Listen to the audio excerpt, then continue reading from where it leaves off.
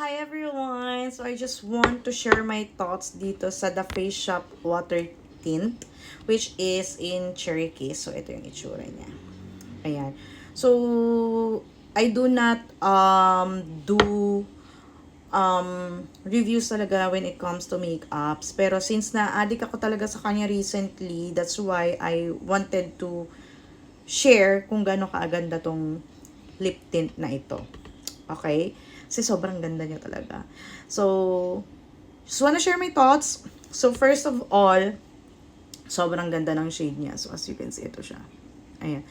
Please don't, ano na lang, no? Tignan yung mga pimples natin dyan. So, ayan. It's giving a natural looking red na perfect for that fresh, glowing vibe. May ligawan na wala. Tapos, ang maganda sa kanya is ang lightweight niya. Okay, it doesn't feel heavy or sticky sa lips. So, parang wala ka lang na ilagay, pero blooming agad. Mind you, walang filter tong, tong review natin for today. So, yeah. Another thing that I love about this din is that it is super versatile. O, diba? Nagkaroon pa ako ng panibagong word sa dictionary ko. Versatile. Kasi, pwede rin siyang cheek tint. So, as you can see, try natin yan. I-date dito. So, pat mo lang yan dyan. 3.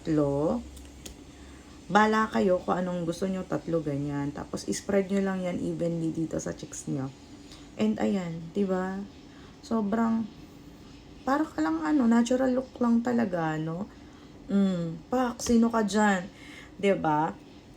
So, kapag nagmamadali ka, or ayaw mo magdala ng maraming makeup, so this is perfect. So, just dab a little on your cheeks, and then on your lips, pak! Fresh and natural look agad ang atake mo, girl. So, yan. Also, hindi siya patchy kahit i-layer mo. Ayan. Ang dali niyang i-apply and it blends so well.